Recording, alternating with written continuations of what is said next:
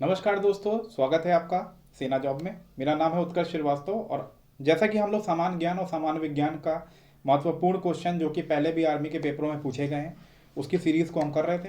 तो आज देर ना करते हुए आगे बढ़ते हैं और सामान्य ज्ञान के पहले क्वेश्चन को शुरू करते हैं। पहला क्वेश्चन है दोस्तों, भारत द्वारा छोड़ा गया पहला उपग्रह कौन सा था?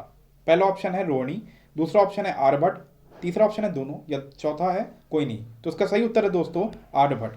आर्यभट्ट जो है वो पहला उपग्रह है जो भारत द्वारा छोड़ा गया था अंतरिक्ष में। दूसरा क्वेश्चन है, भारत का संविधान कब लागू हुआ? पहला ऑप्शन है 15 अगस्त 1947, 22 मई 1986, तीसरा है 26 जनवरी 1950 या चौथा ऑप्शन है कोई नहीं। तो इसका सही उत्तर है दोस्तों, लागू किया गया था भारतीय संविधान 26 जनवरी 1950 में। अगला क्वेश्चन है दोस्तों, अंतरिक्ष में जाने वाली पहली भारतीय महिला कौन थी? पहला ऑप्शन है संतोष यादव, दूसरा है बिशंदरी पाल, तीसरा है कल्पना चावला और चौथा है कोई नहीं। तो उसका सही उत्तर है दोस्तों कल्पना चावला। कल्पना चावला जो है वो भारतीय पहली महिला हैं जो कि अंतरिक्ष में गई थी। अगला क्वेश्चन है, लौह पुरुष किसे कहा जाता है? पहला ऑप्शन है महात्मा गांधी, दूसरा है भगत सिंह, तीसरा है जवाहरलाल नेहरू और चौथा ऑप्शन है वल्लभ भाई पटेल। तो इसका सही उत्तर है वल्लभ भाई पटेल को हम लौह पुरुष के नाम से जानते हैं। अगला क्वेश्चन है, सुप्रीम कोर्ट के न्यायाधीश का शपथ कौन दिलाता है? पहला ऑप्शन है राष्ट्रपति, दूसरा ऑप्शन है प्रधानमंत्री, तीसरा है दोनों या चौथा है कोई नहीं। तो इसका सही उत्तर है दोस्तों राष्ट्रपति। राष्ट्रपति जो होता है वो जो भारत के मुख्य न्यायाधीश होते हैं, सुप्रीम कोर्ट के जो चीफ जस्टिस होते हैं, उनको शपथ दिलाने का कार्य करता है। अगला प्रश्न है दोस्तों, फुटबॉल वर्ल्ड कप कितने सालों में के बाद होता है? पहला ऑप्शन है 5, दूसरा है 4, तीसरा है 6 या चौथा है कोई नहीं। तो इसका सही उत्तर है दोस्तों 5 साल। फुटबॉल वर्ल्ड कप जो होता है वो 5 वर्ष में एक बार होता है। जैसा कि दोस्तों 2018 में ये वर्ल्ड कप हो चुका है, तो अब आने वाले 2022 में ये वर्ल्ड कप फिर से होगा जो कि कतर में होगा। कतर में ये इसका आयोजन किया जाएगा। अगला क्वेश्चन है दोस्तों, WHO का फुल फॉर्म क्या है? पहला ऑप्शन है वॉर हैवी ऑर्गेनाइजेशन, दूसरा है वॉर ऑफ ऑर्गेनाइजेशन, तीसरा है वर्ल्ड हेल्थ ऑर्गेनाइजेशन, चौथा है कोई नहीं। तो इसका सही उत्तर है दोस्तों वर्ल्ड हेल्थ ऑर्गेनाइजेशन। अगला प्रश्न है दोस्तों, किस राज्य में बंदरगाह है? पहला ऑप्शन है हरियाणा, दूसरा है महाराष्ट्र, तीसरा है पंजाब और चौथा है कोई नहीं। जैसा कि दोस्तों जो बंदरगाह होते हैं वो समुद्र तट पर होते हैं, इसलिए इसका सही उत्तर होगा महाराष्ट्र। क्योंकि इसमें हरियाणा और पंजाब दो राज्य ऐसे हैं जिनमें समुद्र तट नहीं है, इसलिए वहाँ बंदरगाह नहीं हो सकते हैं। और जो कि महाराष्ट्र है वो हमारे समुद्र तट पर है जो कि अरब सागर के किनारे है, इस कारण महाराष्ट्र में हमारा बंदरगाह होगा। अगला क्वेश्चन है दोस्तों, मेघालय की राजधानी का नाम क्या है? पहला ऑप्शन है दिसपुर, दूसरा है शिलोंग, तीसरा है रायपुर और चौथा है कोई नहीं। तो उसका सही उत्तर है दोस्तों शिलोंग। मेघालय की जो राजधानी है उसका नाम शिलोंग है। इसमें जो पहला ऑप्शन दिसपुर लिखा हुआ है, ये दिसपुर राजधानी है असम की, और जो रायपुर राजधानी है ये छत्तीसगढ़ की है। अगला क्वेश्चन है, भारत चीन की सीमा रेखा को क्या कहते हैं? पहला ऑप्शन है मैकमोहन, दूसरा ऑप्शन है कर्क, तीसरा ऑप्शन है भूमध्य या चौथा ऑप्शन है कोई नहीं। तो इसका सही उत्तर है दोस्तों मैकमोहन रेखा। अगला क्वेश्चन है दोस्तों, कथकली किस राज्य का नृत्य है? पहला ऑप्शन है केरल, दूसरा ऑप्शन है तमिलनाडु, तीसरा ऑप्शन है आंध्र प्रदेश और चौथा ऑप्शन है गुजरात। तो इसका सही उत्तर है दोस्तों केरल। कथकली जो नृत्य है वो हमारा केरल राज्य का है। अगला क्वेश्चन है दोस्तों, सीमांत गांधी के नाम से किसे जाना जाता है? पहला ऑप्शन है महात्मा गांधी, दूसरा है भगत सिंह, तीसरा है खान अब्दुल गफार खान और चौथा है कोई नहीं। तो इसका जो सही उत्तर है वो है ऑप्शन सी यानी खान अब्दुल गफार खान। इनको हम सीमांत गांधी यानी फ्रंटियर गांधी के नाम से जानते हैं। अगला क्वेश्चन है दोस्तों, पानीपत का तीसरा युद्ध कब हुआ था? पहला ऑप्शन है 1854, दूसरा है 1957, तीसरा है 1761 और चौथा है कोई नहीं। तो इसका सही उत्तर है दोस्तों 1761। 1761 में पानीपत का तीसरा युद्ध हुआ था। और ये किसके बीच में हुआ था? ये हुआ था अहमद शाह अब्दाली और मराठाओं के बीच में, जिसमें कि मराठा जो थे वो हार गए थे और अहमद शाह अब्दाली जीत गया था। अगला क्वेश्चन है दोस्तों, पहाड़ी इलाकों में पाई जाने वाली हिम नदी को क्या कहा जाता है? पहला ऑप्शन है झरना, दूसरा है ग्लेशियर, तीसरा है नदी या चौथा ऑप्शन है कोई नहीं। तो इसका सही उत्तर है दोस्तों ग्लेशियर। जो ग्लेशियर होते हैं वो हमारे पहाड़ी इलाके की नदियों के जो जमा हुआ पार्ट होता है, जो जम जाता है, उसको हम ग्लेशियर कहते हैं। सामान्य ज्ञान का आखिरी क्वेश्चन है, विश्व स्वास्थ्य दिवस किस दिन मनाया जाता है? पहला ऑप्शन है 6 अप्रैल, दूसरा ऑप्शन है 7 अप्रैल, तीसरा ऑप्शन है 8 अप्रैल और चौथा ऑप्शन है कोई नहीं। तो इसका सही उत्तर है 7 अप्रैल। 7 अप्रैल को हम विश्व स्वास्थ्य दिवस यानी कि वर्ल्ड हेल्थ डे मनाते हैं। तो ये थे हमारे सामान्य ज्ञान के प्रश्न। अब हम आगे बढ़ते हैं और सामान्य विज्ञान की ओर के प्रश्नों को हम हल करते हैं। सामान्य विज्ञान का पहला प्रश्न है दोस्तों, सूर्य से हमें कौन सा विटामिन मिलता है? पहला ऑप्शन है विटामिन ए, बी, सी या डी। तो इसका सही उत्तर है दोस्तों विटामिन डी। विटामिन डी जो है वो सूर्य द्वारा हमें मिलता है। जैसे कि सूर्य किरणें हमारे शरीर में पड़ती हैं तो हमारे शरीर में जो स्किन होती है इसके द्वारा विटामिन डी का संश्लेषण होना शुरू हो जाता है।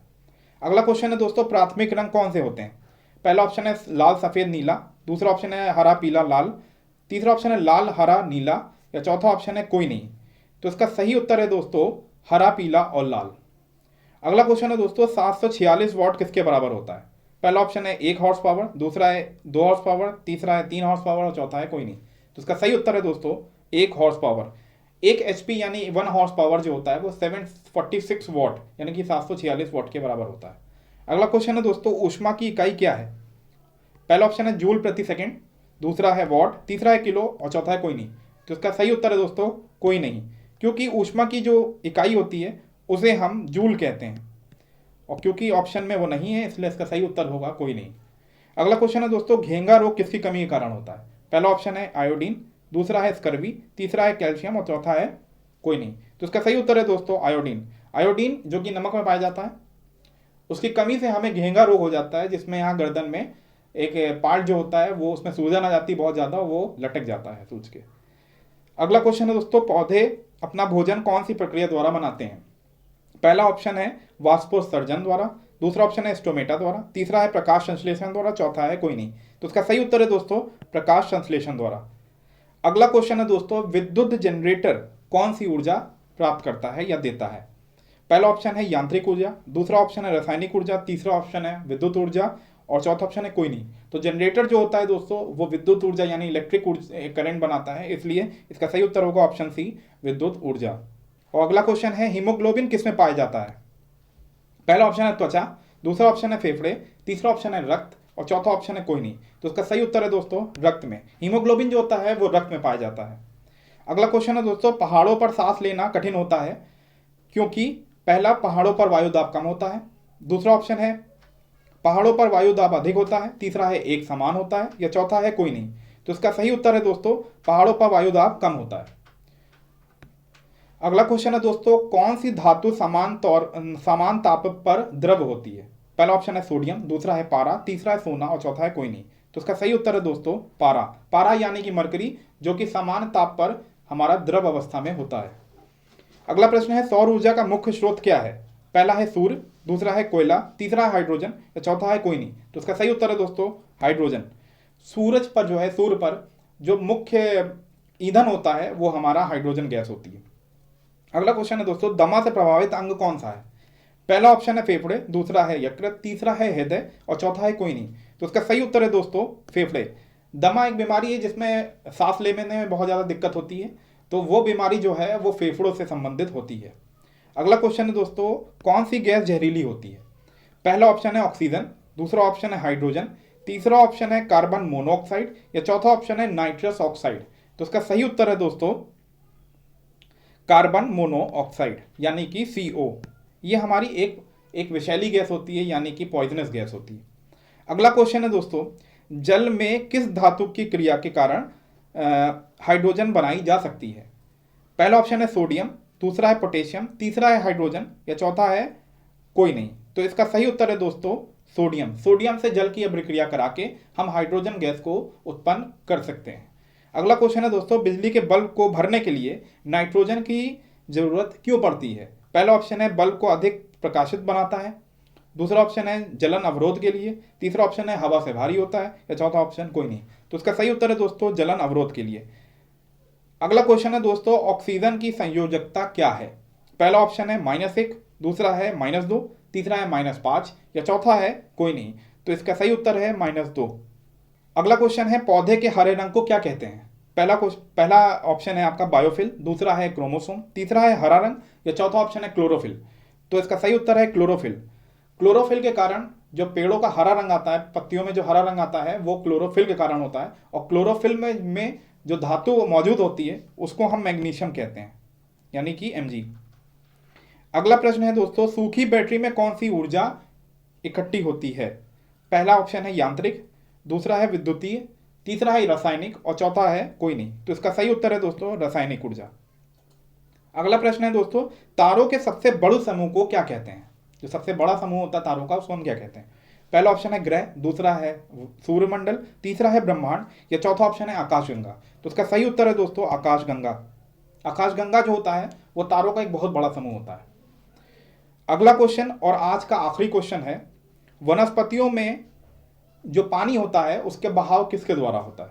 पहला ऑप्शन है जाइलम द्वारा, दूसरा है फोइलम द्वारा, तीसरा है दोनों या चौथा ऑप्शन है कोई नहीं। तो उसका सही उत्तर है दोस्तों जाइलम द्वारा।